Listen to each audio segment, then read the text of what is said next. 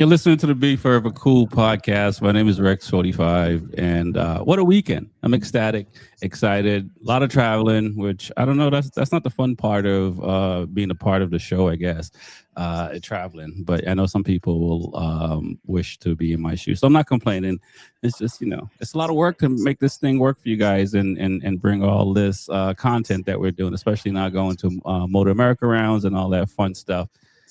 So very excited about that. We got a really big show tonight because we had World Superbike, MotoGP, MotoAmerica. We had club racing going on as well, and all type of craziness. And so this show is going to be all over the place because we got to talk about one of the big things up front once we get into the show. But let me do this before I introduce the guys.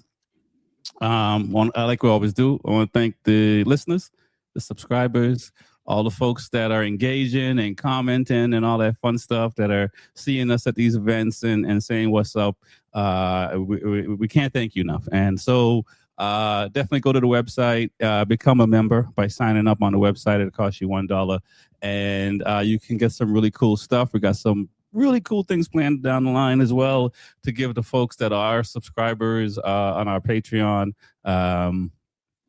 some cool insights. You never know. You might even get to come on the show and chop it up with Lewis or Reese or TJ. Anything is possible, to quote the great Kevin Garnett.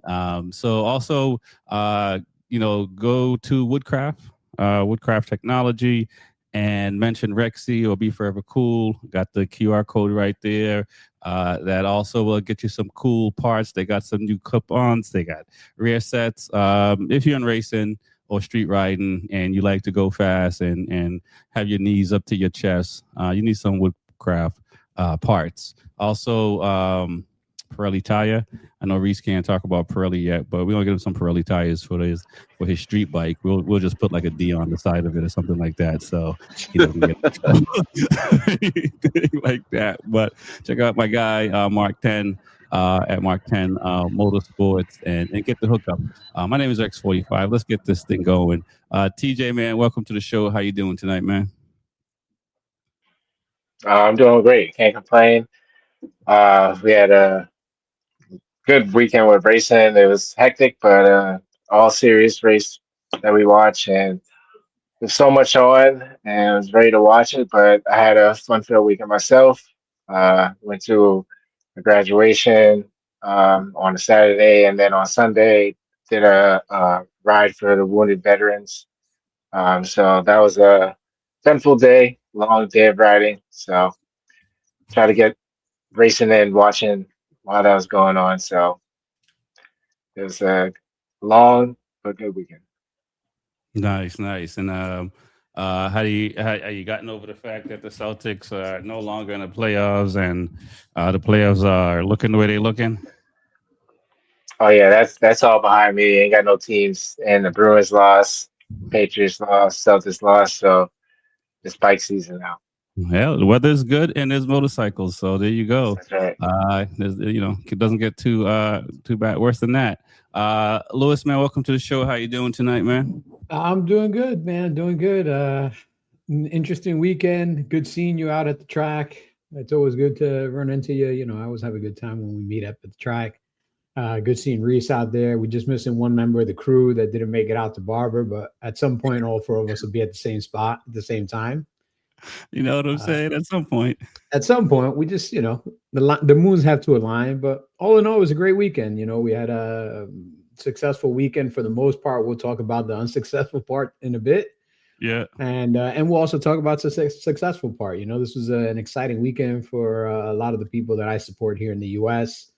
and a lot of the people that we support around the world. So it was good overall. Yeah, man, it's some of those weekends that I was up early, I was up late trying to catch races, I was out there trying to shoot. It's a whole different animal, but it was a great time the whole weekend, and yeah, a lot of craziness. But with no further ado, let's get the last guy in here. There we go. Nope, not there.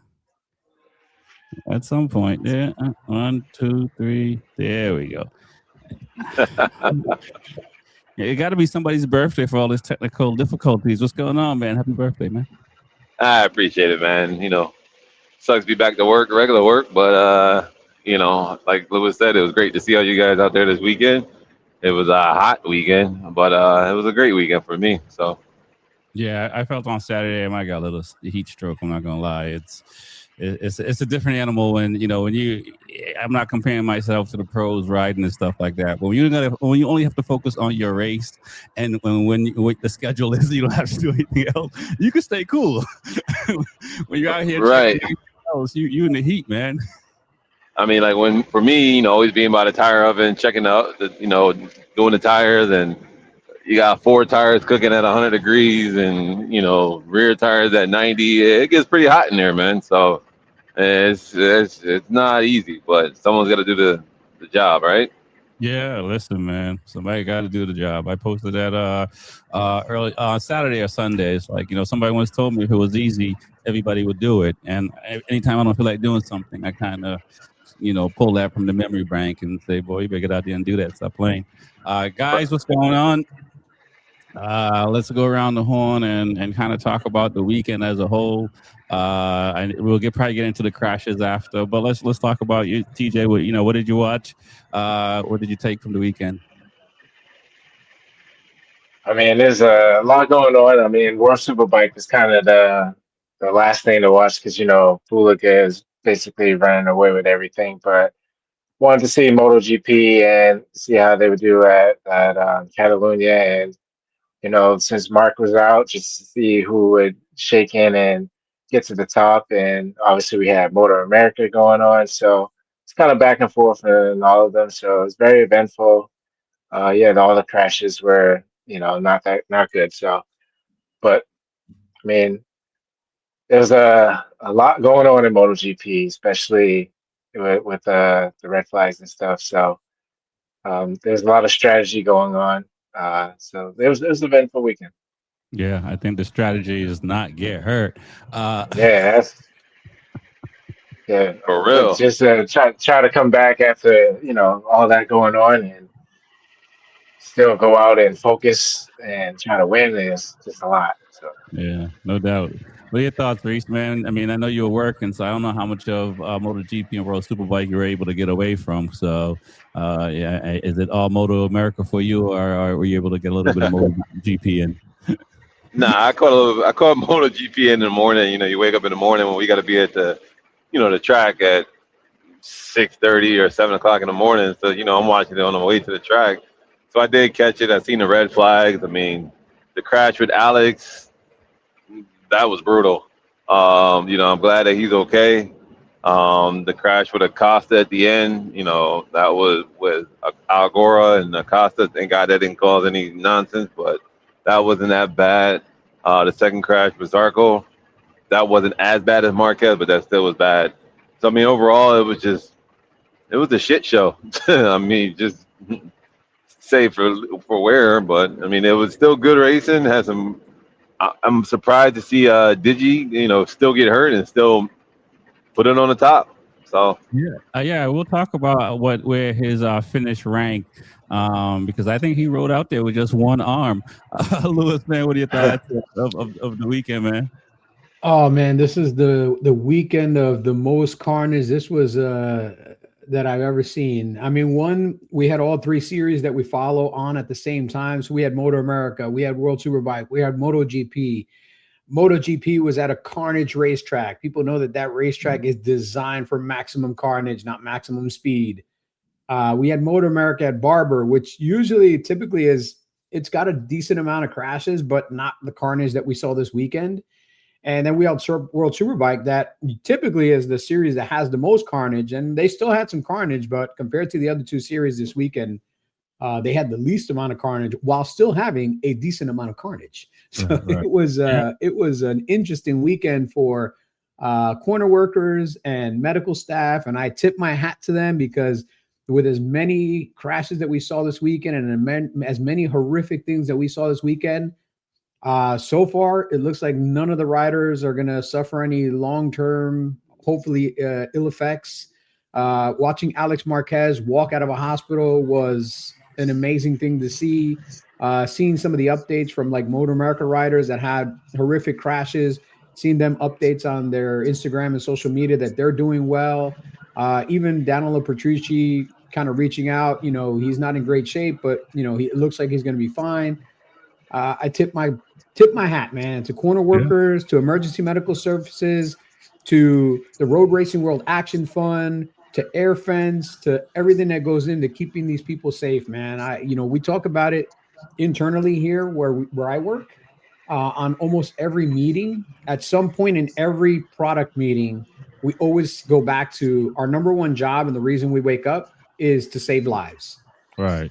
Like, none of us are here to become millionaires. Like, we're here to develop products and work with what's out there and develop new technologies to save lives. Our entire job revolves around making sure moms and dads get home to their kids, and kids get home to their moms and dads, husbands get home to their wives, and wives get home to their husbands. Yeah, so no doubt. Yeah, so yeah, let's dive into that further, for sure.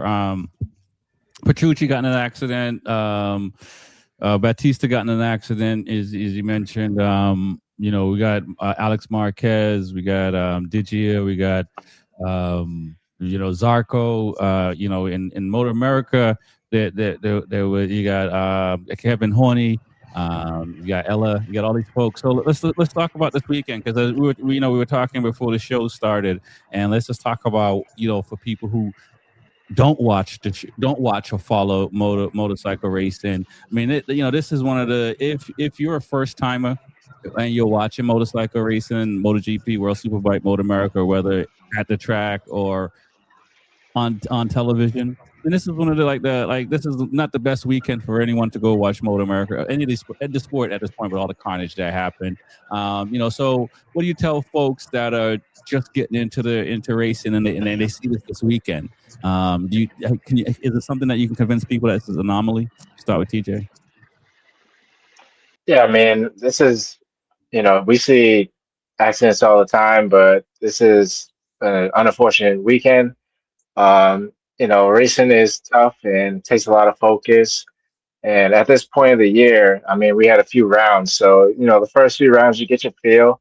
And as it gets to this point, I feel like everyone's just, stepping up and trying to go a little harder just to see where they stand. And it's just unfortunate. It's just a good weekend with grip. And this is not what we usually see. So racing is much more safer. And obviously, with all the accidents, as Lewis was saying, that everyone came out safe and reported themselves, and it's a good thing that they're able to, move forward. Right. So, yeah. I mean, Reese, man, what's the mindset like? You're closer than we are because you're dealing with the riders. We're at a distance. I mean, I know it when I race at club race, and we see it, and we have to get our mind right and stuff like that. But I'm like a slow tire to get my mind right. Versus, you got to be a blow up, because you got to forget what just happened and get back out there and go 100. So, what's the mindset like when you guys are seeing this and talking about this? And you're in MotoAmerica, but you guys still got the TV on, so you're hearing about World Superbike and MotoGP. I mean, I tell, coming from the sports world, and I tell every rider the same thing my coaches used to tell me. What makes a great champion or a great athlete, a great anything, is one that has a short-term memory. You have an accident or something that goes wrong, put it on your head quick, fast, in a hurry, forget about it, especially the next day, and move on to the next, like nothing ever happened.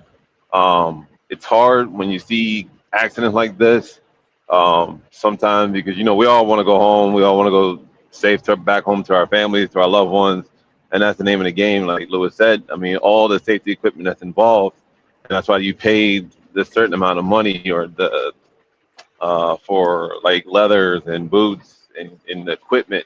That's why it costs that extra money, just so you know that you'll go back home. But I'll tell anyone, I mean, the kind of carnage that you saw this weekend, it's not the normal carnage. It's, we do have accidents, we see it, but this was one of the most rarest occasions of all. Yeah, I agree. Lewis, man, I mean, what are your thoughts, man? And you're right there too.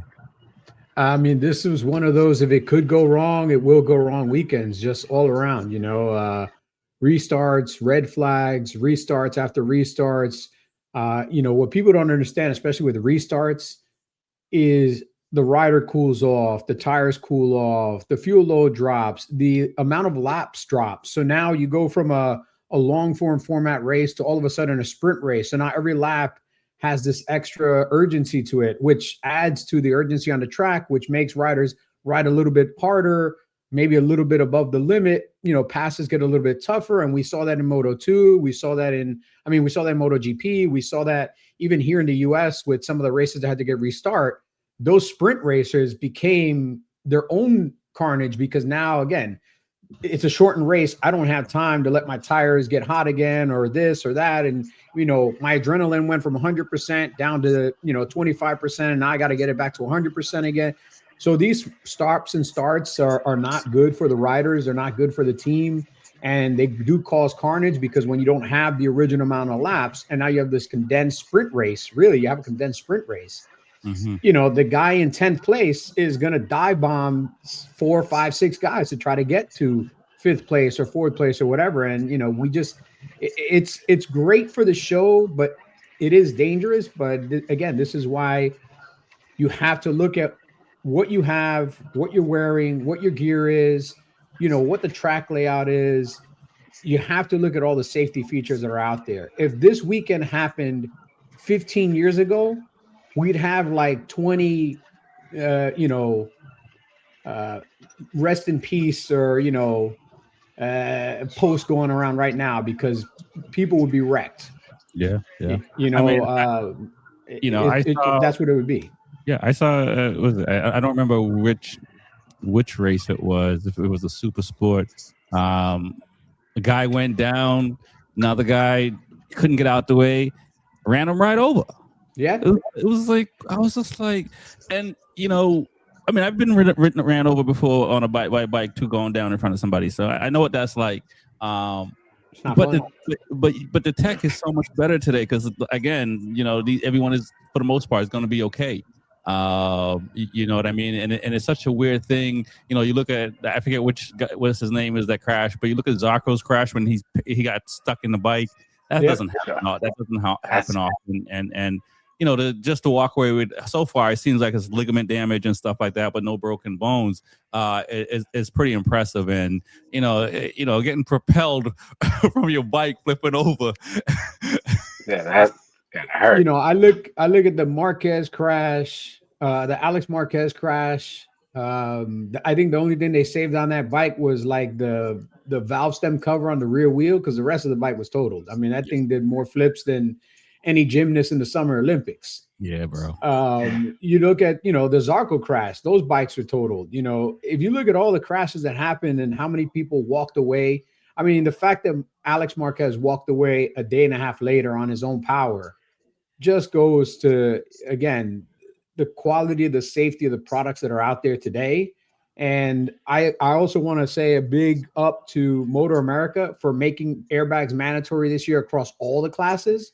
Because if airbags weren't mandatory across all the classes, that super sport crash that we saw would probably not be as good as turn out as good as it was. I mean, the dude got speed bumped. Right. He literally got his chest run over by a bike and gave a thumbs up while he was on his way in the ambulance. I mean, this is the kind of stuff this is why we make these products. And anybody that's out there doing track days or even riding in the street, if you're not looking at these products as a real option for you for safety, you're missing out on an incredible amount of protection. No, I agree. Go ahead. Piggyback off that, I think it was her name, Ella.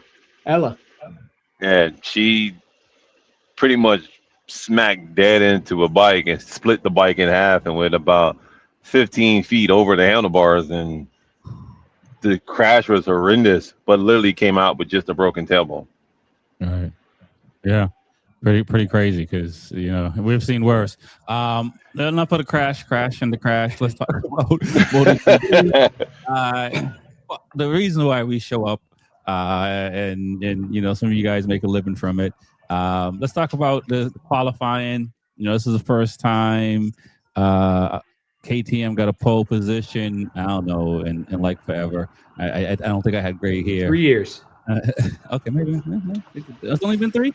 Okay. Yeah, I think it was 3 years. The last pole position was Pole Asparagus. Yeah, Alicia Asparagus. Full no, asparagus. no. It has to be Pole because it's KTM. Alicia's Yeah. yeah. On That's the what Aprilia. Yeah, yeah. I think it was Pole Asparagus 3 years ago. Okay. Yeah, I thought he's only been a test rider for 2 years. Okay, he's still getting that full contract money though, so I ain't mad at him. he's like I'm staying healthy, but pretty impressive for KTM. For Costa. Costa's been hungry all season. I mean, I think this year he's done a much better job at staying on the bike, but he's still riding like mare to the limit. So to see a guy where we thought it might have been I thought it might have been one of the pro years. To see KTM get the pole position, to see Morbidelli find his way. What are your thoughts, TJ, on Q2? Hey, Yeah, quick it's correction. 2024, Pedro Acosta was the last pole position. So it's been 2 years since their last pole position. Okay. oh man, yeah, KTM started to look really good this weekend. I mean, it was good to see that the way Pedro's been riding that, you know, that he's able to get pole. Yeah, it was a fight. It was back and forth, like even before the qualifying, just the practice, just leading up to it. It was good to see Morbidelli up there that he hasn't been around talked about in a while. I mean, and I wanted to see the usuals like Jorge Martin and Bezzecchi, but they were for sure having some trouble. Those are prayers. But to see Pedro Costa up there, I was hoping that he get his first win. But a lot of things changed. Well, a lot of things change, man. Reese, man, excuse me. What are your thoughts on Q2? Morbidelli, Alex Marquez, Fernandez. Fernandez was somebody I didn't think would have been up there because he's been kind of up and down since the beginning of the season. So it was good to see him and qualify fourth on the grid. I was. I mean, when I got the chance to see Q2, I didn't get the chance to see like all of it, but the stuff that I did get to see, I mean, it was great to see Morbidelli up there. I mean, he's one of the rarest breeds I thought it would ever be up there. Costa really taking initiative and putting that bike up on pole. That was great. It was nice to see him, do well. Like TJ said, one day I would like to see him get his win. So I know it's coming. But it was good to see some non-usual suspects. It was good to see some new faces up there and actually see people doing a good job on this, taking advantage of where they can. Take the mute off. I did say it was coming. These guys are going to start to figure out their situation there and start to chase some of these guys down. Lewis, man, I mean, we got two Yamahas and got the Q2, two KTMs in Q2. Not the usual Ducati suspect in Q2, but nonetheless, it's the most mix we've had of all the manufacturers. Yeah, this is a mix of I don't know what the hell happened this weekend, man. I don't know how some of these guys ended up where they're at. I don't know if it's the carnage of people crashing or whatever, but one, it sucks because I didn't pick any of these people on my my betting board. So that screwed up my weekend again. Alex Marquez had been kind of disappeared since the first round in Europe. So I didn't expect him to do anything. Pedro Costa has been pretty consistently trying to battle up at the front. So I kind of knew he'd be there. The Gian Antonio, same thing. We've seen him be the most consistent Ducati rider this year. But Raul Fernandez is another one, pulled the, rabbit out of his ass. Like he had been nowhere for the last couple of races. It'd been a gura. And all of a sudden, did they put the wrong sticker on the wrong bike and he was riding a Gura's bike and they swapped? I don't know, dude. Sarko is another guy that's kind of been a little bit disappeared and he did well. I mean, there's a lot of guys that, Morbidelli, I stopped betting on him, man. I gave up on the dude. Yeah. the worst time I gave up on him, he finally pulls one out. Yeah, no, go ahead. But no, I love the mix, man, because I love, Ducati, KTM, Ducati, Aprilia, Honda. I love when all the manufacturers are in the mix. Right. You know, in the sprint, Yamaha wasn't really anywhere to be found, but in the actual race, after a bunch of people didn't finish, even Yamaha, was in the top 10. It only took 5 guys DNFing, but still they're in top 10. So good for them, man. That's a tough DNF. Let's talk about the sprint. Yeah, I mean, Acosta. I mean, I feel bad for that dude because he really wants to win bad. But Alex Marquez was able to pull it out. Didier found his way. Raul found his way up for Zarco 5th. I mean, is it possible for Honda to be the second best bike on the grid by the end of the year? What are your thoughts, TJ, man, on the sprint race? I mean, is it possible for Honda? Yeah, I think that, they're coming as long as they can finish. I mean, Luca Marini needs to step up a little bit, but Drummer looked a lot better. But the sprint, I mean, Pedro was definitely fighting, trying to keep that pole position, keep himself out front. I did bet on Alex to win, I think, the GP this weekend, but unfortunately, he got into an accident. But he did really well, and he's trying to hold off.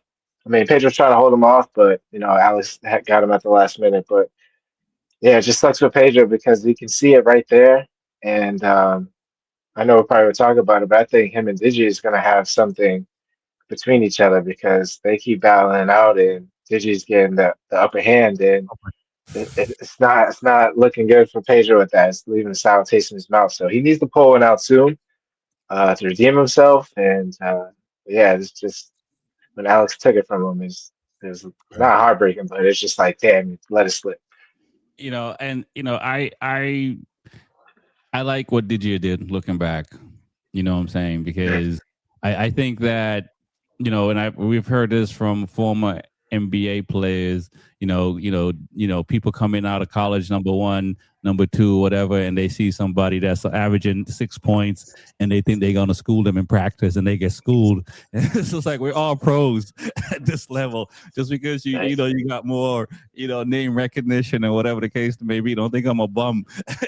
and that's what Didier was saying. I mean, it's like, look, man, I mean, he's a nice rider, but we're all nice too. So, and he's backing it up, which is what I love. I mean, Lewis, man, what are your thoughts, man? I mean, is it, is it going to continue to be like this, the mix up, or is it just Ducati's going to figure it out? Because, I didn't realize, I know I'd said Morbidelli was on a 24, but he's actually on a 25 bike apparently. Mm-hmm. You know what I mean? And so they're starting to figure it out a little bit, but what are your thoughts on the sprint? I mean, I enjoyed the sprint. I thought the sprint had all the sprints have a lot of action because they're sprint races. There's only so many laps. You can't really wait for your tires to drop off much. You can't really wait for the fuel load to go down because you're pretty much starting with a half fuel load anyway, just to try to keep the weight down. So it's, there's a sense of urgency. It's not like you can go out there and wait until somebody's tire drops or wait until your tires come in or this, you've got this many laps, go out there and do what you can. And, we kind of see it there where guys that normally in a regular race would drop off towards the end or have bad starts and kind of have to work their way. Here it's, 100% from the gate, and you have to maintain that constant push the entire time. There was a little bit of carnage in the sprint, but that I enjoyed, honestly. I thought it was interesting carnage. Right. But the mix was great. From 1st to 10th, you have almost every single manufacturer. You have a couple of factory teams. You have a bunch of satellite teams, and you have a mix of, everybody in the paddock. If you got Spaniards, you got Italians, you've got French, you've got Asian. Everybody's in there, man. Everybody's got, an opportunity. And I mean, realistically, there was 3 or 4 guys that could have won the race. It just Alex Marquez was able to squeak it out. Right. And I don't feel bad for Pedro Acosta. He's still getting a check. He's not getting the first place check, but he's still getting a check. And his day will come. But if his day doesn't come, that wouldn't be too bad either, because he can say I'm the greatest racer to never win a race. Yeah. I mean, Should VR46 Academy do everything, or Ducati do everything to keep Di Antonio for the next couple of years, or Nah, he's out. it's just, He's out. You know what I mean? Because he as he say, he's repping the yellow flag. He's out. There's no Digi next year. Him and Acosta are not swapping positions, but he's going to KTM. Okay, all right, no doubt. So let's talk about the main race. You know, we know the crashes happened, the restarts, and all that. Let's talk about Martin and Raul's crash. Racing incident. That's what it was ruled as. Massimo was mad at Rivia, saying, I don't know what he walked up and said. Well, check your boy. I mean, it was a quick, he said like 3 words, and Davide just kind of gave him and turned and kept it moving. Was Martin being a little bit overzealous in that race? Start with TJ. Yeah, I think so. It's definitely a racing incident. I mean, like, this track anyway is very hard to pass, and if you do, it's gonna have to be a tight one. That corner that Raul went up under, I think Martin just ran a little bit wide, but he cut back so tight, So when that happens, I mean, we've seen that I think a couple of years ago with Mark and Pecco. It's just. I think it was a racing incident, and I just don't think Martin should react that way. I mean, obviously he sees himself fighting for the championship, so he doesn't like these type of incidents. Kind of will frustrate you, because one is your team, not your teammate, but your team, and you feel like since you're trying to win a championship, you deserve that respect. That don't pass me right here type thing. Unless it's clean, but at the end, Martin shouldn't have reacted the way he did. Yeah, I thought it was no penalty. Yeah, what are your thoughts, Lewis? Man, I mean, I thought that Martin, put himself in a bad position. He didn't give enough room. He's a bitch. He expects that he can pass anybody as hard as he passes them, but he expects them to not pass him back that hard. And if you look at the pass, for me, it was a clean pass. Martin leaned back into the line that really he didn't have to hold. He thought that he would just, if he could lean into that line, that Raul would just give up the line because he's Martin. And Raul was already in the line already. Raul had a better line. And when Martin leaned into him, it actually caused Raul to have to pick the bike up because he was going to crash. And if he had crashed, then he really would have taken both of them out. Right. So for me, it's a Martin thing. Martin needs to stop thinking that he's the only guy riding out there that, can rough people up. If he's going to ride hard, people are going to ride hard against him, and he's got to be ready for it. Yeah. And nobody can see him being that low. When you're rubbing your shoulder and your side on the track, who's going to see you? Well, I said, you know what? Maybe stop worrying about the Instagram photo and worry about going fast, because people are passing your ass. While you're trying to rub your shoulder on the ground, people are passing your ass. So it might look good in photos, but if it's not actually making you go forward, it's not really doing anything for you. And then after the fact, I don't know if we're going to talk about it, but his reaction in the paddock when he got back to his garage, man, I'm not surprised that his bike caused him to crash today and he's in the hospital. Because if I'm your mechanic and you come back and you put hands on me, I guarantee you some shit's gonna go wrong with your bike next time you get on it. Yeah, he reminds me of a kid that has an older sibling. So and the sibling is a badass. So he talks trash because he knows his older sibling's gonna come defend him. It was nobody like, gonna defend him. Like, what are you doing, man? Like, come on, I mean, I know he is connected, right? It isn't that what's his name, nephew, or whatever the case may be. It don't matter, man. If you look and I've said, I actually spoke with somebody that I know from Aprilia, and I told him, if your company does not sanction him or fine him or do something, because tell you what, man, take racing out of it. This is a business. You're my employee. You come to work, you put hands on another one of my employees. You think you're going to stay at work that day? Right. You think you might even have a job? If he had been anybody else, man, he would be fired. If he was a mechanic that went in there and put a hand on another mechanic, he'd be out of the paddock. Hey, Ducati fired the mechanic for coming to work late. Exactly.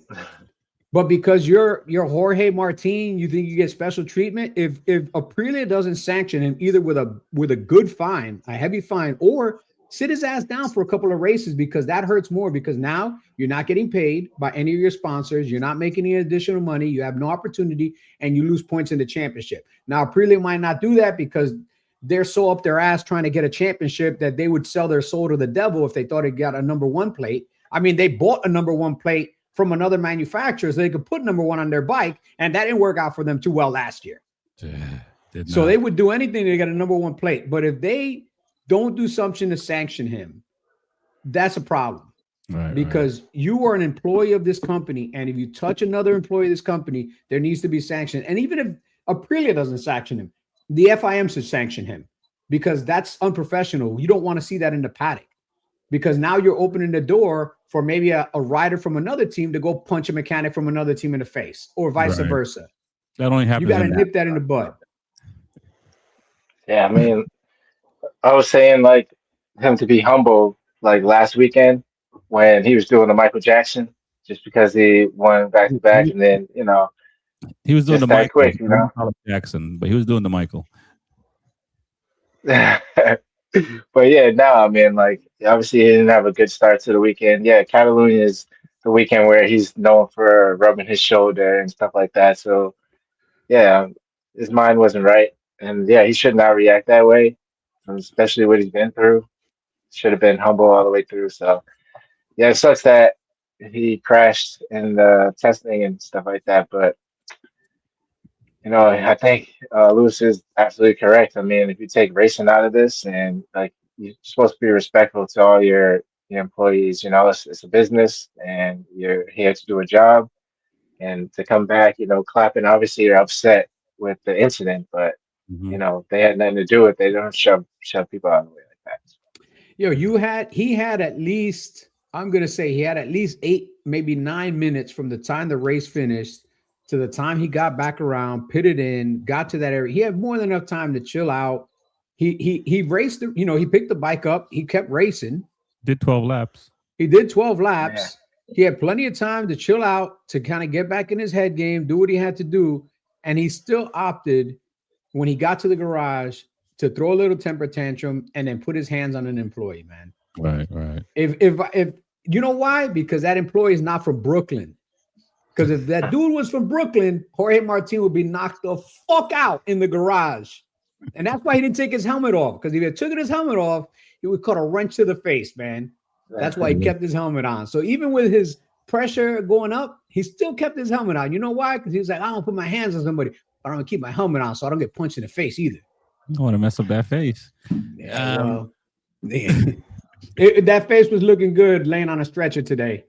Yeah, it was ugly. Let's talk about the main race. 2 red flags, so 3 races. KTM had a lot of issues the whole weekend. It sounds like 3 bikes had mechanical the whole weekend. I think Brad pulled in on the sprint race because of mechanical. Bastianini, I think, because of mechanical. Let me just double check. Bastianini on the main race, and Brad on the sprint, and then obviously Acosta, his bike cut out.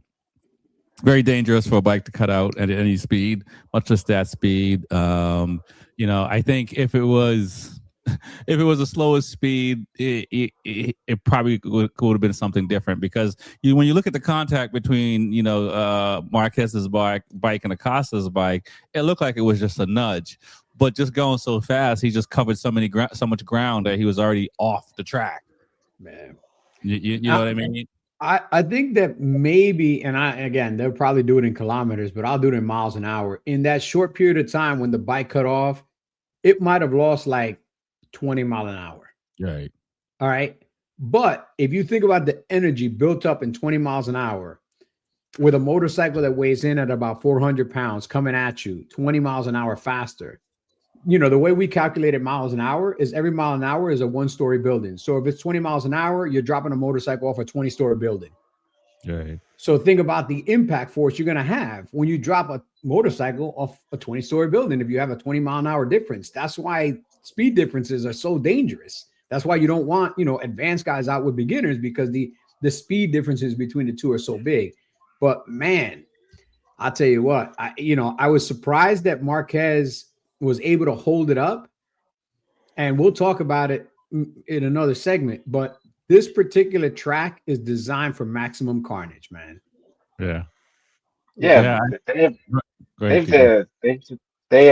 modified this track in that same corner before, I believe, right? No, they modified it in the second to last corner, because that's where Louis Salam went off and had his big accident and passed away. So they've made modifications to this track to try to like make it safer. But one of the biggest issues with this track is turn one at the start. Every year at the start, whatever class it is, the problem with the start of this track is, if you look at turn 1 and 2, it's a right left. Right. Between where they start and you actually get to the braking zone, they're starting the bike so far back, because think about it, when the race finishes, they come around that last turn, and from the last turn to start finish line is not that far. No. But from the start finish line to turn 1 is a country mile. So if you start your race behind the start finish line, and all these bikes can get up to 300 kilometers an hour really fast, you start at 0 miles an hour, you go into turn 1, you're almost in 4th or 5th gear, even at the start. And then you're going back to 2nd or 1st gear to make the right left. So they need to move the start. They can keep the start finish line there, but they need to move the start of the bikes closer to that first turn. So guys aren't going in there in 5th gear. Maybe they get up to 3rd gear and they back it down to 2nd, and they work through first and turn 1 and turn 2. No, they make it a rolling start. Yeah, that would be interesting.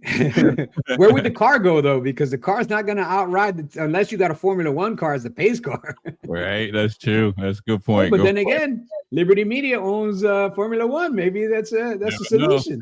They'll bring the Spanish Series F1 and Let's talk about. We're still talking about the GP race.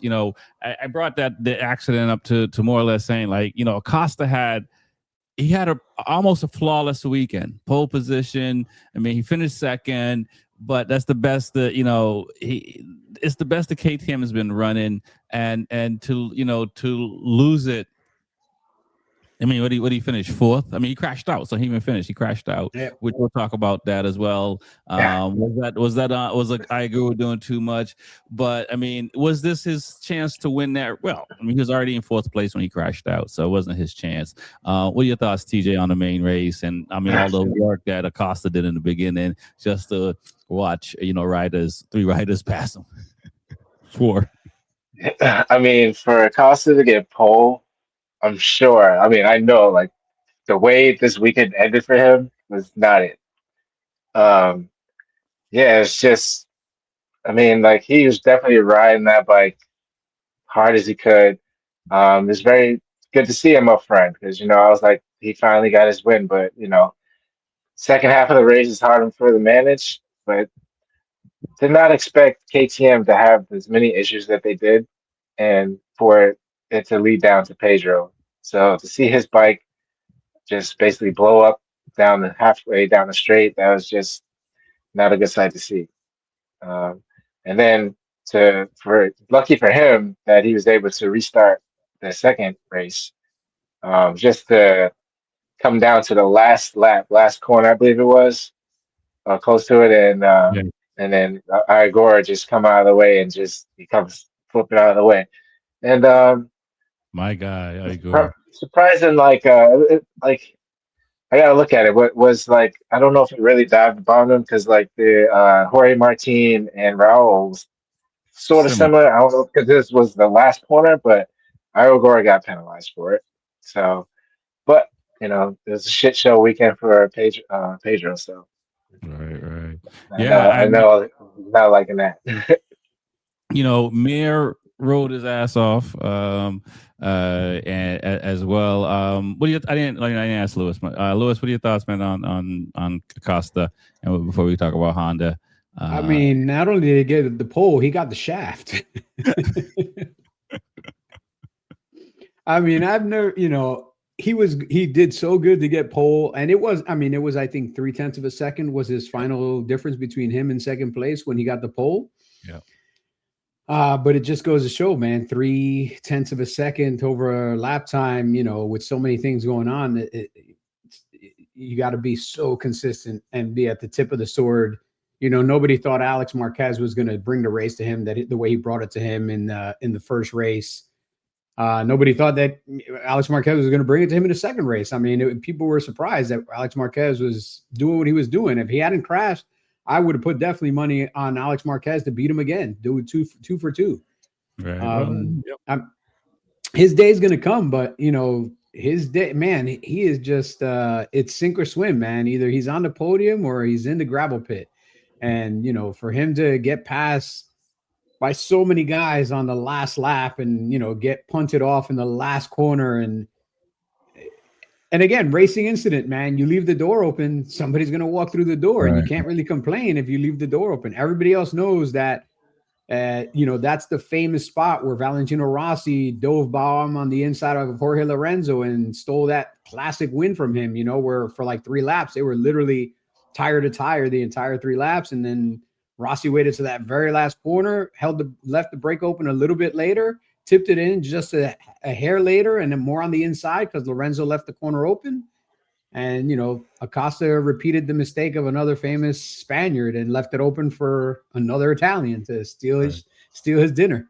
All right. Now, I will get to Honda in a little bit, but let's talk about Digia. Digia gets hit by fork, front tire, brake line. I don't know. Brake line, triple tree, clip on, front fender. And it's one of those weird things because it looks like it hits him on the right side, but whatever connected on his left hand, right? Yeah. That was the issue. Here's a guy, you don't know how much pain he's in until after the race is over because he couldn't even hold up the trophy or the champagne bottle. I mean, that's the worst thing, wanting a drink and you can't even get a drink. You know what I'm saying? But lucky for him, it was the left hand. Yeah, right. Lucky for him, but like to go back to where Gia looked at Acosta twice, you know what I'm saying, and to see him do what he did hurt, right? I'm like, I'm not even 100. I'm doing this to you. I know you already said that he's not going to be able to stay with Ducati for next year, but it's possible that this guy could fight for the championship quietly. What are your thoughts, TJ, on Digia's ride and just the ability to ride hurt like that? Yeah, man, like it's crazy situation that he went through. I mean, that picture that they showed, just how it happened is crazy. But the adrenaline that he's probably going through, and just to ride through that, and not only to jump back on and ride, and to actually get first place. So hats off to Digi for that, because this is a guy that has been trying to get the wins, and he's been in the action, out the action, and he definitely deserves it, and he's trying to show that he deserves it. And these are the examples that we like to see to show that this guy can ride, and he's a very hard worker and stuff like that. So I give it up to Digi. It's very hard to do what he did. Getting hit by that fork flying in the air is scary. It's just as scary as the bike flying, So yeah, see all that, and just to have the courage to jump back on and give the same effort, like these guys are like superhuman for sure. I've had just, I don't know, bolts, different things, like hit the glove, hit the shoulder, sometimes hit your neck. Like, it's not fun to get hit by anything while on the track, much less an actual piece of a bike. It got to be crazy. Lewis, man, what are your thoughts on Digia, what he's doing, and Costa got to put some spec on his name. I mean, Acosta definitely has to put a little respect on his name. Ducati has to, bow down to him a little bit because he is really flying. The only person flying the Ducati flag at this moment. Alex might be out for an indefinite amount of time. Marquez is out for an indefinite amount of time. Bezzecchi is doing what Bezzecchi's done for the last 18 months, not showing up when you really need him to show up. And Furman Aldeguer is still recovering from a serious, femur injury. Yeah. So really it's the walking wounded, it's the mentally handicapped, and it's Digi's the only guy on a Ducati that actually can put 3 corners together over and over and over. Come on, man. Don't be talking about Pecco like that. He's not. Pecco can't put 3 corners together if you give him a map and a pencil. Come on, man. This is a 2-time world champion. Don't do that. This dude folds faster than a over-caffeinated origami artist, man. Don't do that, man. Don't do that. He's just letting you know that the bike is not. He moves like a Ferrari. He got everything has to be tuned. Well, the dude on the Maserati on the yellow team is outdoing the dude on the Ferrari, so that's not a good look. And it's not like he doesn't have access to his data. So it's, you can't really blame the bike because everything that you need to know is on the bike. This is what this other guy's doing on the bike. You just can't seem to do it. Right. Yeah, I mean, listen, man, the man got 3rd place. What are you going to do?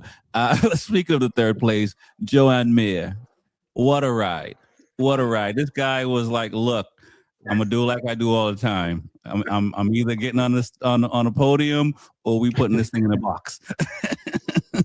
What do you think? We'll start with you, Reese. What do you think of Joe Mir's ride? I mean, he did get penalized 16 seconds, which is ungodly.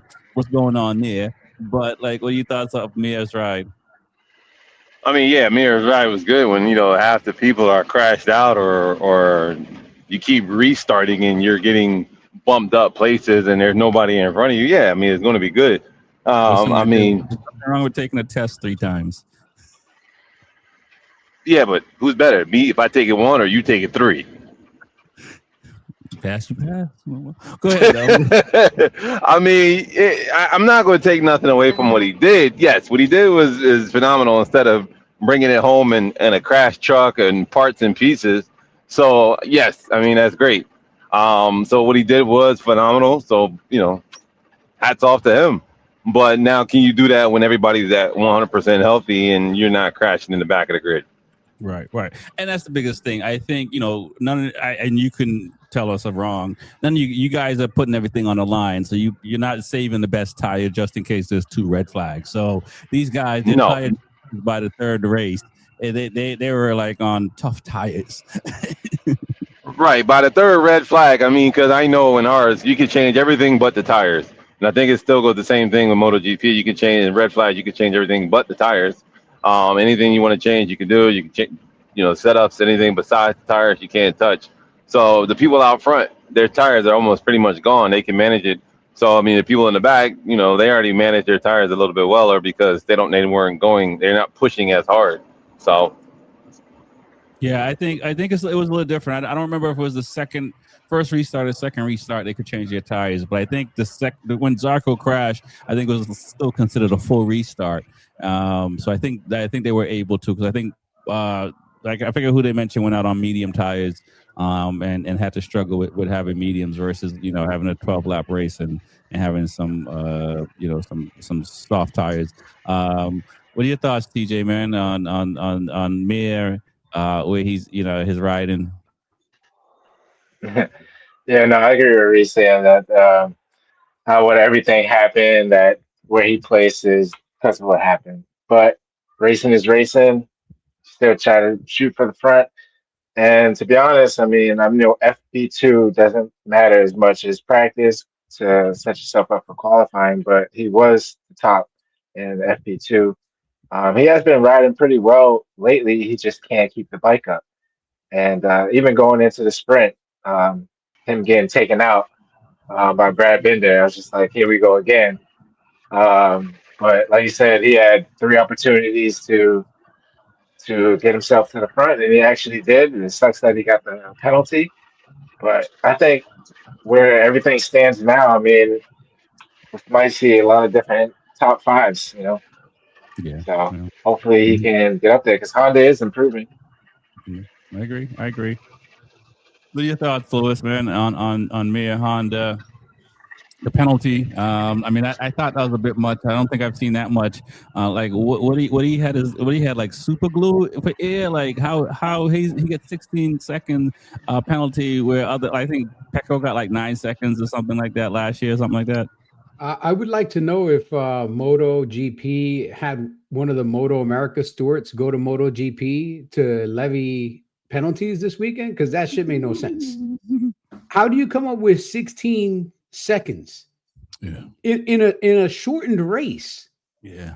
Like, it's a shortened race and you come up with, or it's a sprint race, you come up with 16 seconds in a race that's only half the distance. I mean, if you really think about it, that would be, half a second a lap for every lap that you're racing almost. Yeah. Well, a second, or like a quarter second a lap for every lap you're racing. That's insane.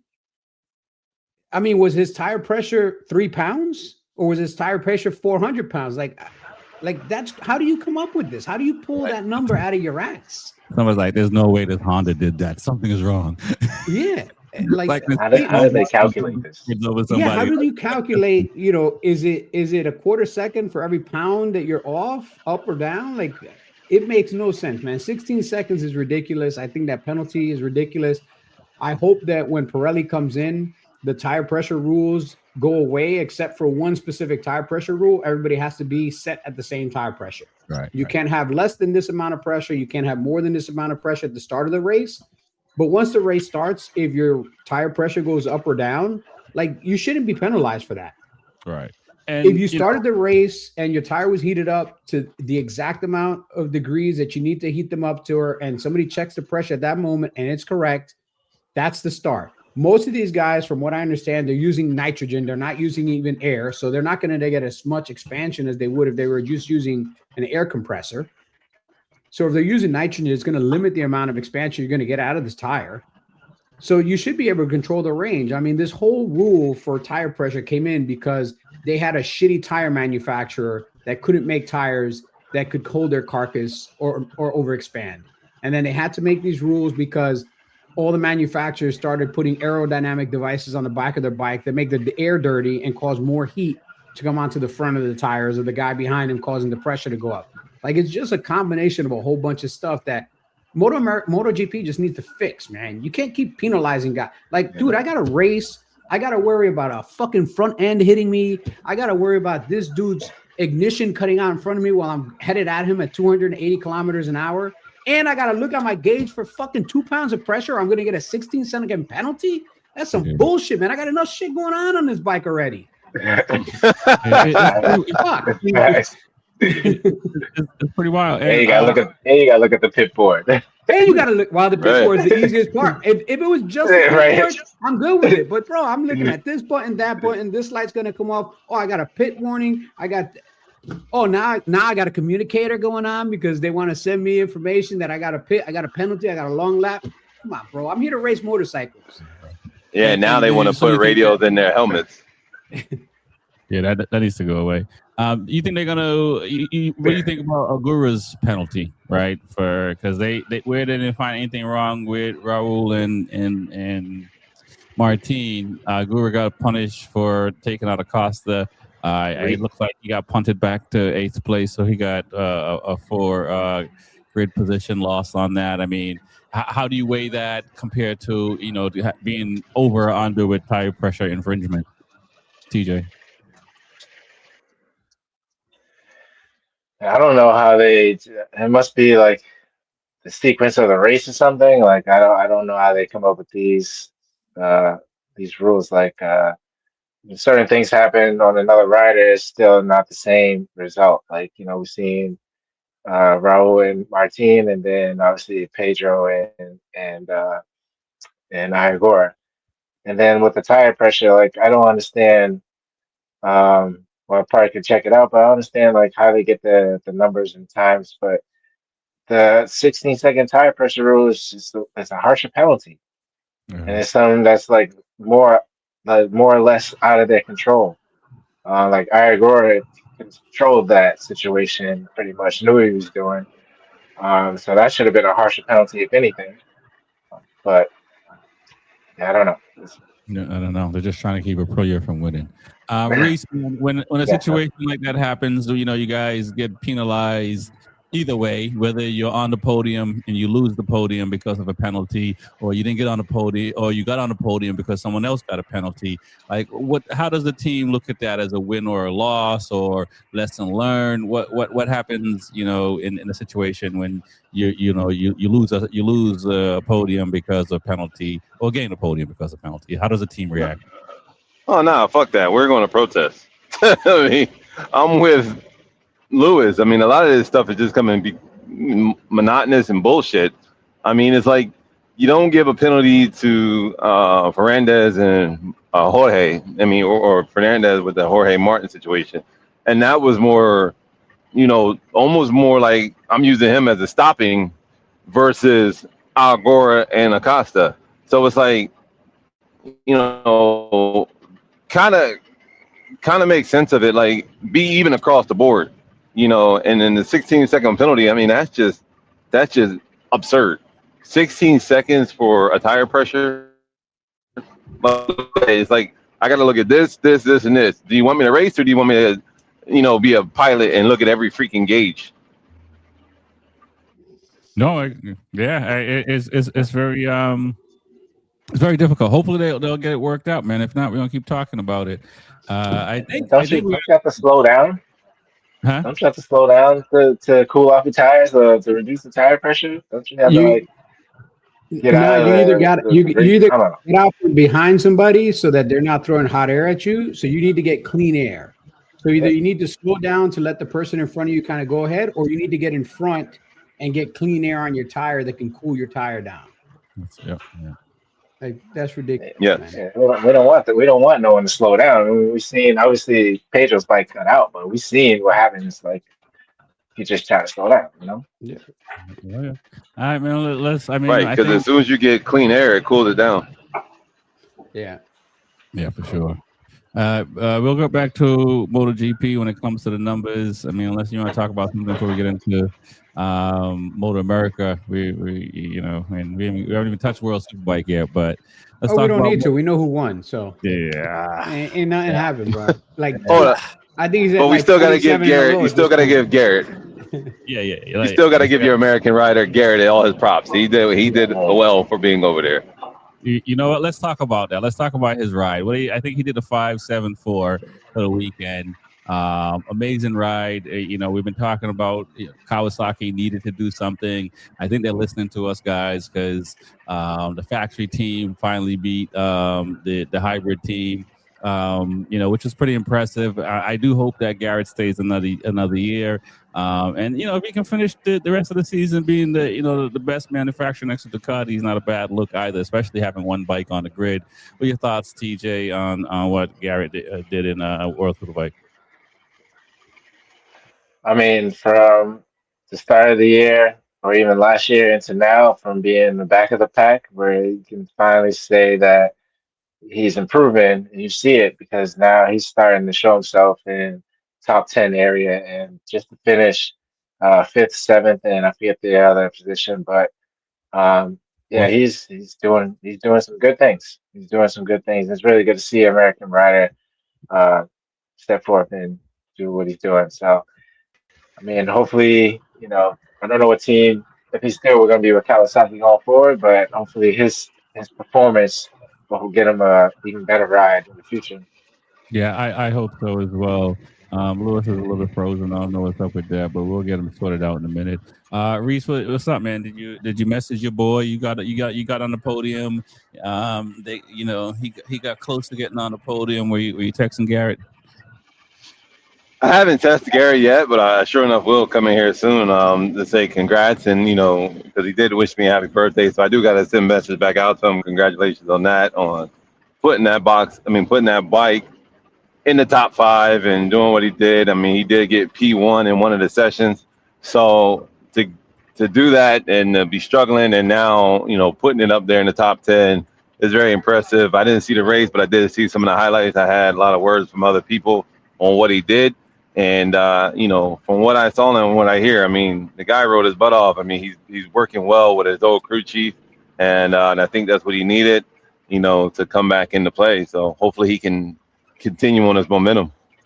Right. Louis, you texting him right now, telling him stay another 2 years in World Superbike? What's good? Nah. I mean, I think he's doing well enough that he'll get another ride, even if he doesn't stay with Kawasaki. Because again, we don't know Kawasaki's long-term goal here. I think they want to continue to support somebody because they really should stay in road racing. I mean, if they completely leave road racing, they're not relevant in MotoGP because they're not there. They're barely relevant in World Superbike because they're not there. They're not relevant in Super Sport because they're not there. I mean, do they even want to sell sport bikes at this point? Because even here in the US, I mean, I looked at the grid last week. I didn't see a Kawasaki. I know, right? Why not? Why is there not a 636? I mean, I don't know, but there's not even a nothing. It's got the worst contingency package. Yeah, but contingency. I mean, at some point you got to decide: do you want to sell sport bike or not? And if you don't want to sell sport bikes, then this is the route that they're going. This is the path that they're going down. If Garrett Gerloff is the last stand of Kawasaki, the great Kawasaki that dominated the World Superbike for so many years, then I hope Garrett gets another job with another team that's actually invested in trying to be a participant and win. Because it's one thing to participate. It's another thing to actively want to win and develop and invest money. Right. And if I'm a racer, I mean, I really, every weekend you put your helmet on, you want to believe there's a chance you can win.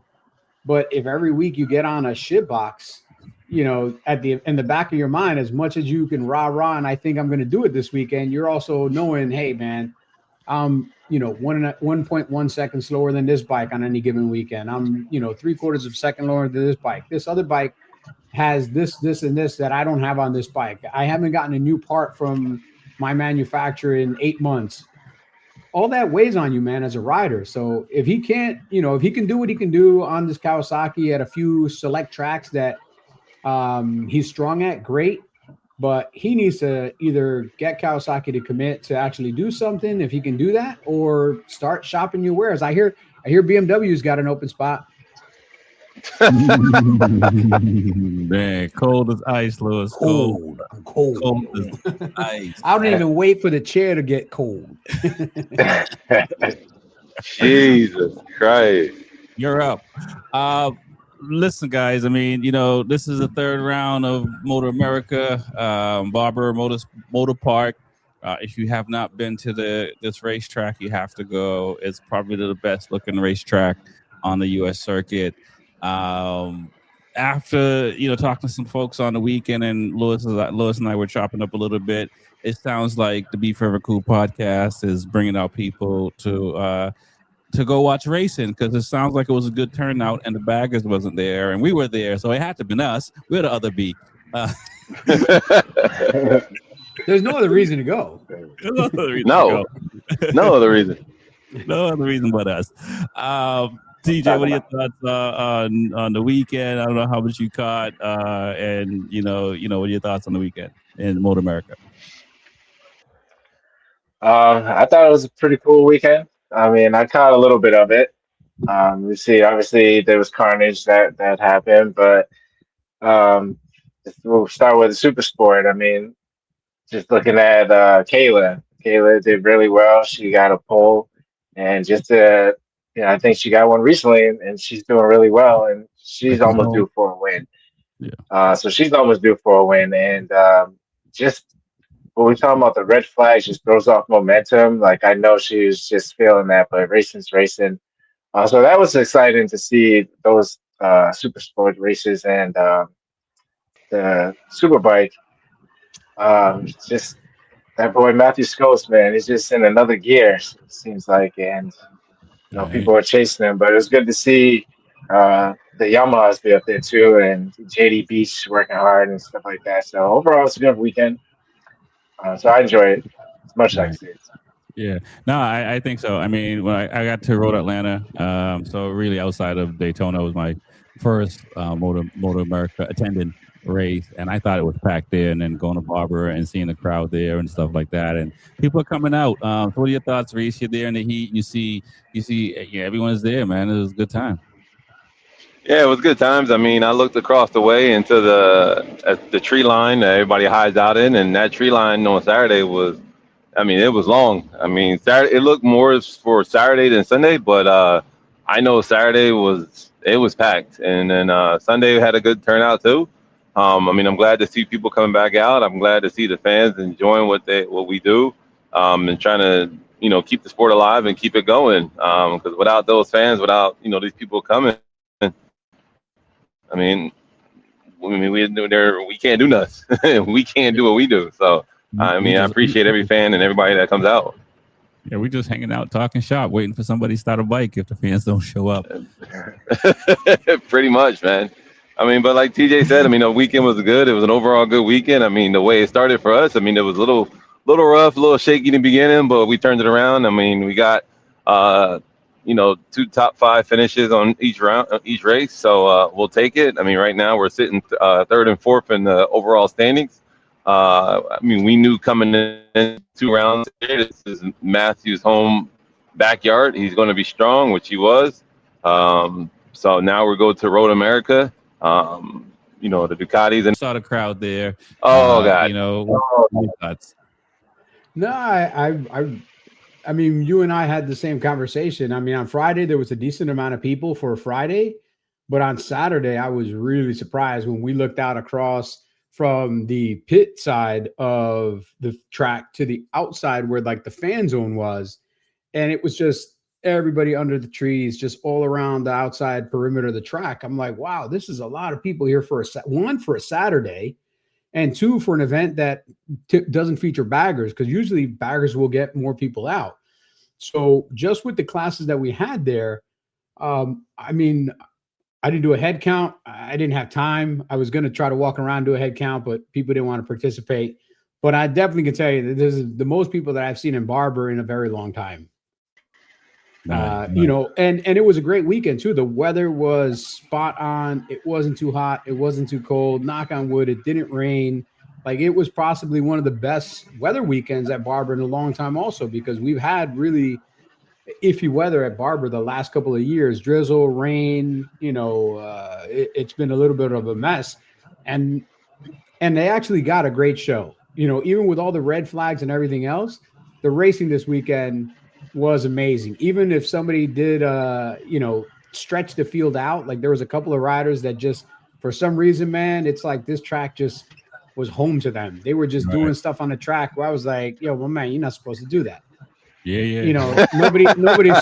Nobody's supposed to win at this track by 8 seconds. Nobody's supposed to like drift all of Charlotte's Web. Like, what are you doing, bro? Why are you sideways? Like, you're supposed to high side. And it's like there was dudes out there just making this weekend so much fun, man. And everybody was, I'm interested to see the kind of numbers that MotoAmerica releases for the actual attendance, because there were a lot of people there on Saturday and even more people there on Sunday. That's what we want, man. That's what we want. Let's talk about Kayla. She got pole position in the Super Sport. I believe she got 3rd place on Saturday, 2nd place on Sunday, led on Sunday for a bunch. And some restarts, and Bender was able to. Was it Bender that won both? I refresh my memory now. Yeah, he won one. He won one. Heron and one. Heron won on Saturday, and Bender won on Sunday. Yeah. Pretty crazy race.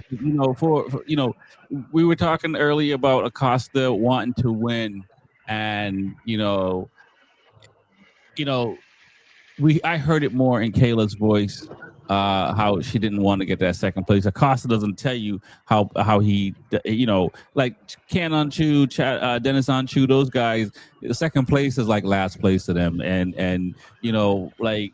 What does it mean for Kayla getting 2 pole positions in a row, and fighting? I mean, we talked about last year when she was top 6. Like her next step would be to be where she's at now, and she's doing that. So, what are your thoughts, TJ, on her getting pole position? And like, she's a force, and she's 18. Yeah, I was about to say she's 18 years old, and she's getting pole position. And she's a female out there battling with guys. I mean, when you're on the bike, you know how to ride. That's what matters the most. but she is definitely improving. And to see her battle at the front with all the top guys like Dan Bender, Josh Herron, and just going back and forth with different lines, and you know she'll undercut them, and just the drive that she has, and to have the red flags and still able to hold her own in the front. Yeah, with the drafting and stuff that pulled it back a little bit, but still able to come out with the podium on the podium. So overall, really great to see that, and it's good for the sport. And hopefully, we have gotten a lot more females into the sport as well. So it's definitely a good look. Yeah, I mean, Reese, man, what do you think Darren Bender and Brad Bender's conversation is like? Is Brad like, is she really that fast? I mean, because I remember playing, basketball as a kid. They had leagues and stuff like that. I knew a couple of, females at different times that played on the boys' team because they were just that nice, and there weren't any female teams there weren't any female teams I think back then, much less even be competitive. So they had to lace up with the boys and play if they wanted to play. What do you think that conversation is like for Darren and Brad, man? Because Kayla is nice. Are you really that slow? Like, are you really that slow? Like, no wonder you're not in Moto 2 no more. No, I'm joking. Probably some teasing, right?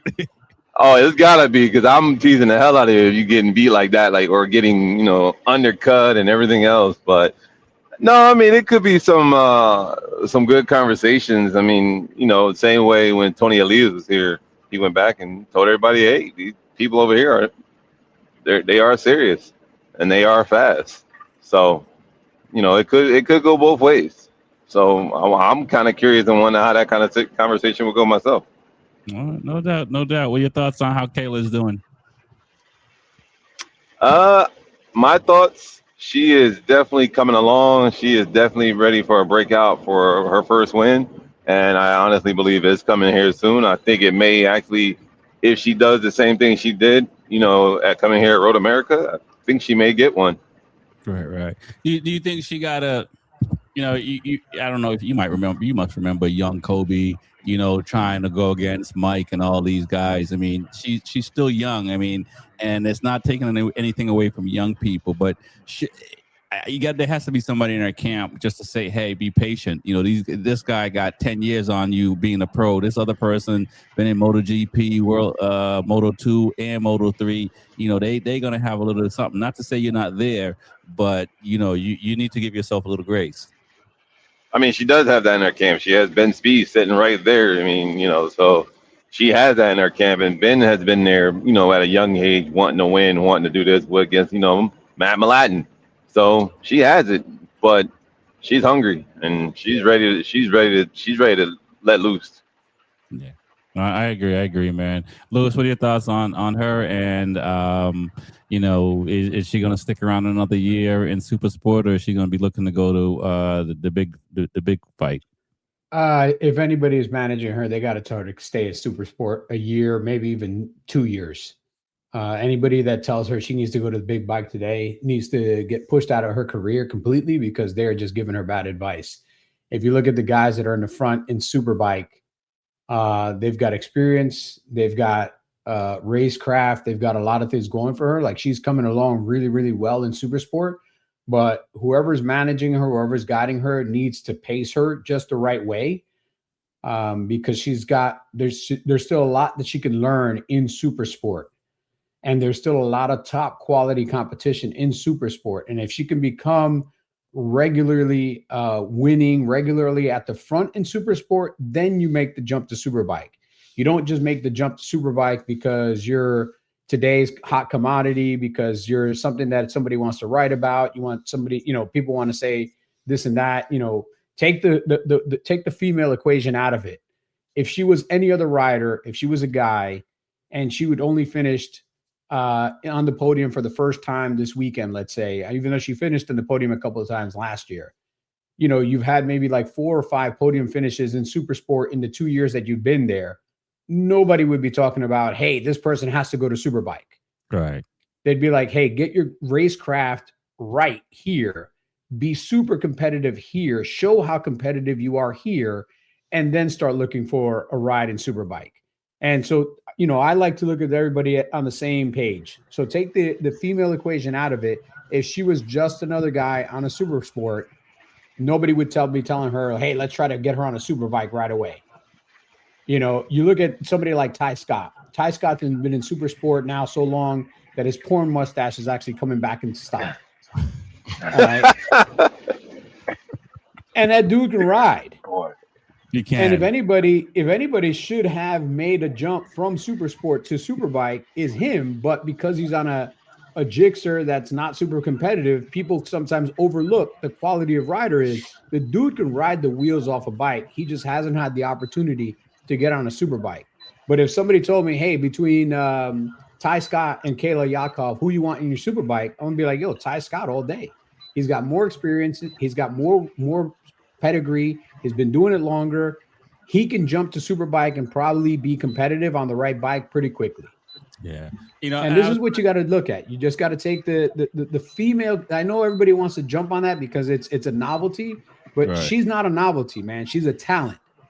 And she's got to ride like a talent. She's got to prove herself just like anyone else as a talent and then go to Superbike. And when she goes to Superbike, it's got to be with the right team, man. It can't be with just anybody that offers her a Superbike ride because we see how that destroys careers, man. There's a couple of guys in Superbike right now that are on complete shitbox rides. And you know that these guys can ride, but they can't even get through the weekend without flipping off their bike or their bike trying to kill them. Or they can't make a corner because it starts chattering in turn 1. It doesn't stop chattering until turn 7. They call him by Christine because it's trying to kill him. Yeah. Straight. So exactly. So don't rush to leave a great team to go on an awkward team just because you want to go to Superbike. Stay with the Ray Hall team. She's going to get great experience there. She's going to get way better at her racecraft. She's going to win some races. There's no doubt about it, dude. She's going to win some races. I mean, if she keeps going the way she's going now, I would even put some money down that she has an opportunity to win the Daytona next year. Oh, wow. I mean, she finished on the thing. So hold it. It's under here. It's underneath my mat. Hold on. Oh, come on, man. You need a shovel. It's further than that. It's further than that, man. We want the whole bag. I got to go under the table for that. You mentioned Ty Scott, amazing rider. We love seeing him at Loudon when he's been there. What a finish! I mean, it was only third for him and Heron, but what a finish! If there was nobody there to see that race, Heron would have said he won. Did you see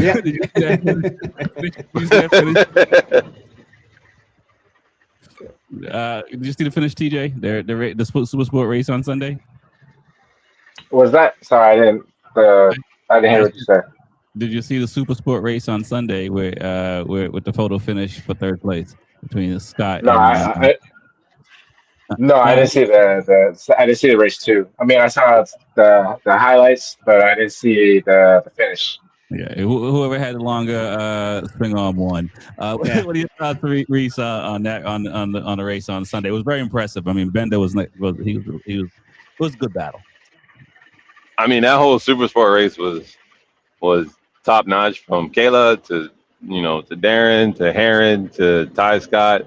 I mean, that was a show. That was hella impressive. I was out there watching it on the screen, and I'm like, Jesus Christ, they're back and forth all the way. Yeah. I think it's gonna be a good season. Yeah. I think so too. I mean, I think it's really it's going to be a really great season, and the battle back and forth between those riders. I mean, I got to say for Heron, and you see it in the experience because he's a guy that made mistakes and kept it cool and still was able to fight for the podium. Where I think some of these other riders, they made mistakes and they dropped further back. Yeah, I mean, Heron has the experience, like we said. It's his championship to lose. I mean, but the way Darren Bender's riding, I mean, he's making a statement right now. I'm taking your lunch money. Exactly. He's like, I'm coming to take this money and take this championship home. I can't win it over here in Moto2 or MotoGP, so I'm going to win it here. Yeah. It's interesting, when you just want to win. Louis, what are your thoughts on that finish, the race too? The finish was, every photo finish is always great to see. Ty Scott came from a long way back at the end of that race, man. Like people don't realize, like my man was not like a second behind Josh Herrin. He was like a country mile behind Josh Herrin. Like nobody really thought he was going to close the gap and be able to take third. And for him to close the gap, finally get in there, the very last, long left-hander, set himself up and win more than anything else, win the dash from the last corner to the line on a GSXR that's 18 years old against a brand new Ducati V2. Maybe that mustache gave him a little bit of extra, 1/2 horsepower. I don't know what it is, but I love the fact that he was able to battle and compete, and the entire super sport class was great. And I also got to tip my hat to Darren Binder, because you got to remember, this is a guy, yes, he's very fast and everything else. It's the first time he's riding this track, dude. Yeah. You're talking about Josh Herrin that's ridden this track for like 72 years. This track is, I think, a few hours from his family's compound. So this is probably the track. This track and that Road Atlanta might be the two tracks that he's ridden more than any other tracks in the world.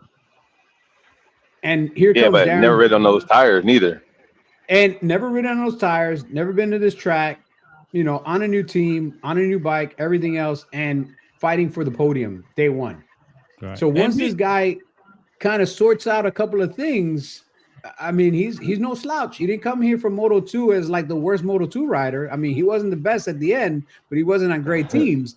Right. But there's a reason why he was in Moto3 and Moto2 and MotoGP. Dude could ride. Yeah.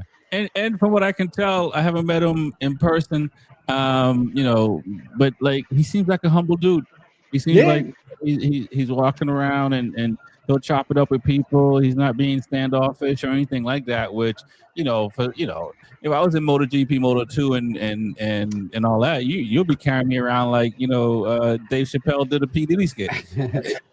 There's people in the hooligans class in MotoAmerica that walk around like that, like, yo, my man, I can't talk to you. My man, you riding a shitbox hooligan bike, man. You better relax.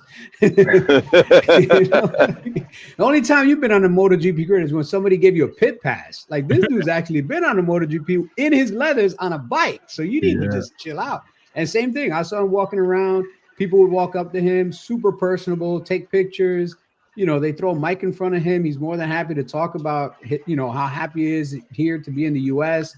It's a different experience, different way of life, blah, blah, blah. Like, it's great to see something like that, man. So I hope the dude keeps putting it together week after week, because he just adds an extra spice. Maybe this is the guy that keeps Josh Herrin from just running away with it and actually keeps him honest the entire year.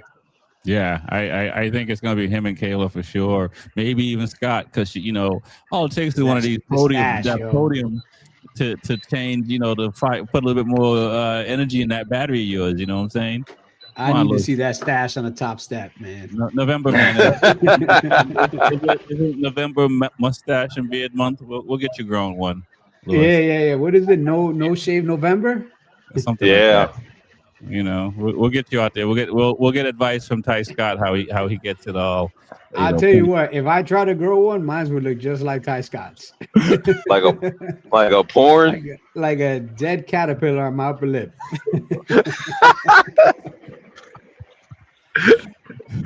Yo, harsh. I did hear Tyler talk about some of the restrictions that Suzuki had at this track. I don't know how much that affected, but I know everyone has their restrictions.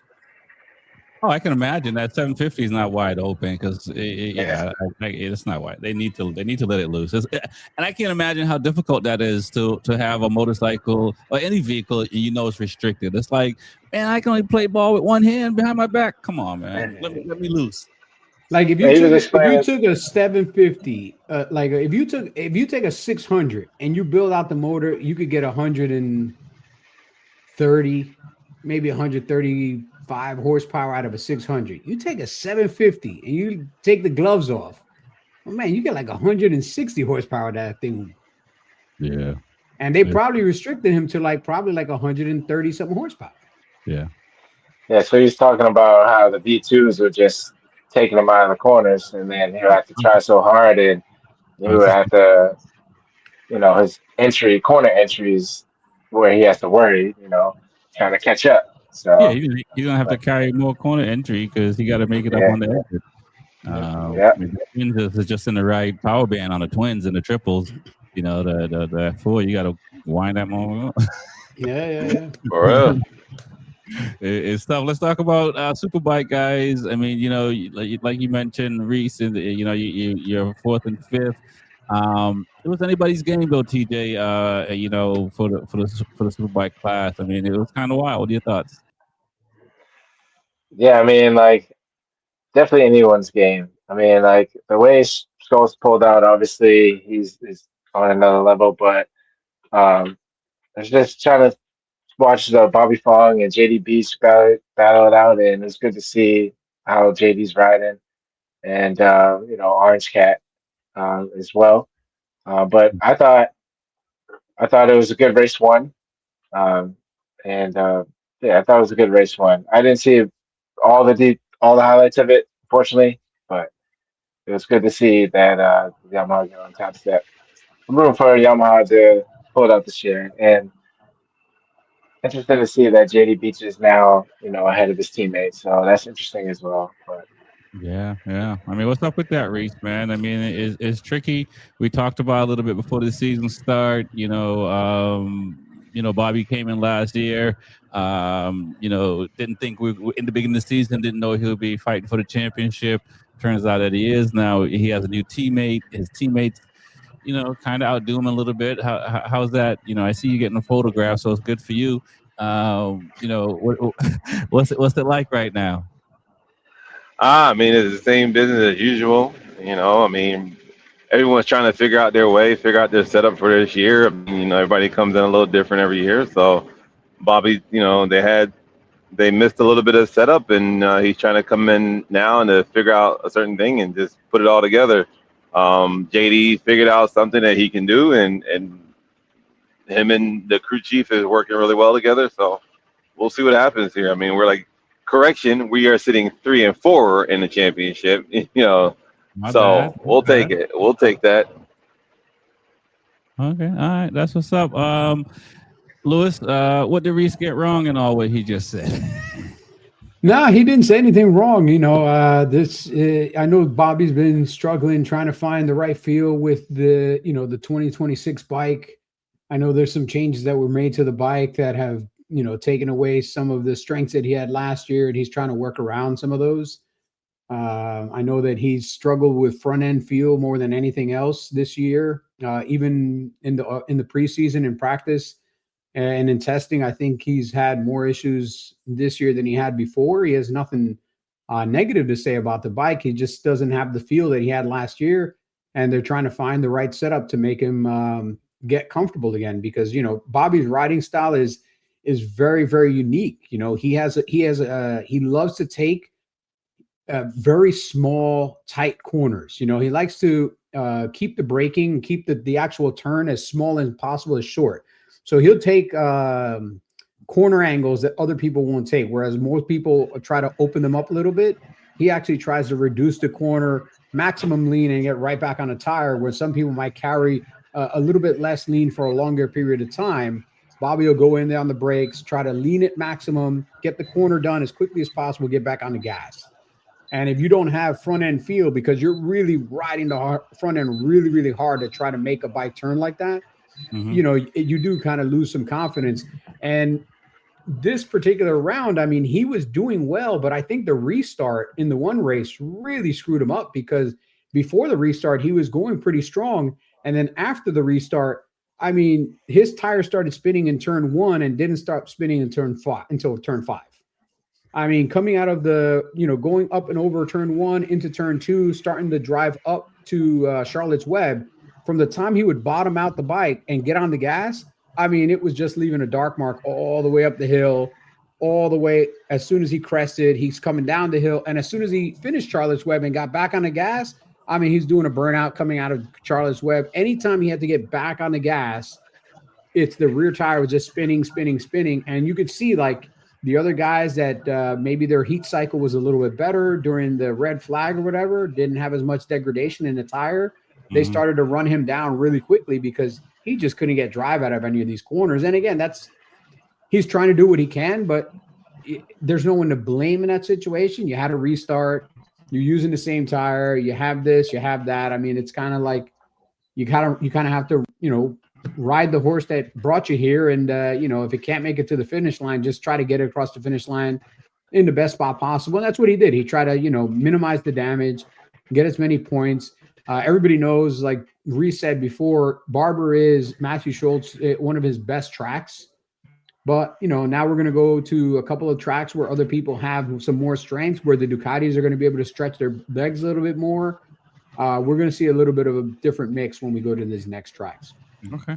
All right. I'm looking forward to it. I mean, I think we could go on, but we're already in the hour, 30 plus minutes time zone. So let's talk about the leaderboard this past weekend, round 6 of MotoGP.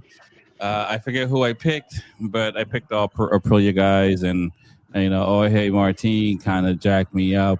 But nonetheless, this is what it's looking at for round 6 weekend. I mean, not bad, Reese. You got some good numbers. Who'd you pick? I don't remember what. So you can hear it. You can see who. Here it is. Where we at? Round there, the points. So points don't look too bad. I mean, Reese, at least you get in second place, Reese. There you go. That's what's up. You're at 284 points at the moment. TJ's at 253. Lewis is at 237, and still leading at 317. I'll take it. It's these things can change on a dime. Not bad though, guys. Not bad. We'll see what happens next time. Yeah, I'm sure you got your board out. Before we get out, I want to give a quick little shout out to 2 guys this weekend. One guy in particular, because he had an amazing weekend, and that was my boy Gus Rodeo. I think if Netflix is going to do like a Rocky story for motorcycle racing, it needs to be the Gus Rodeo story for the last 2 years, because what he did this weekend really showed like what perseverance is all about. Yeah. For those of you that don't know, he did amazing on the Twins Cup, won the championship on the Twins Cup, everything else.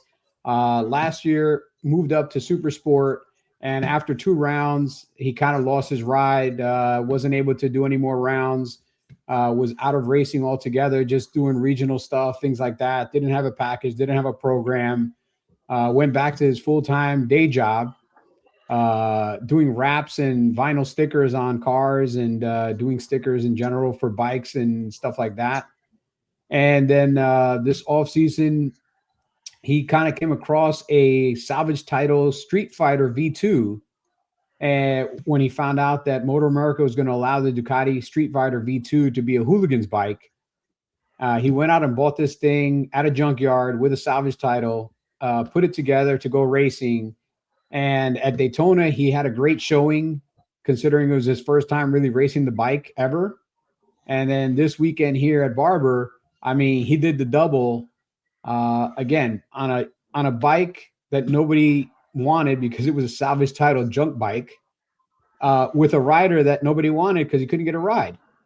So he put together his own package, went out and did the double, and is showing people that he's got a ton of talent. And I got to be, I would be honest with you, I really enjoyed watching him ride this weekend because, I mean, watching him drift that bike around and doing what he was doing and battling with guys he's never battled before. I mean, he battled with Josh Herron while he was on the electric bike.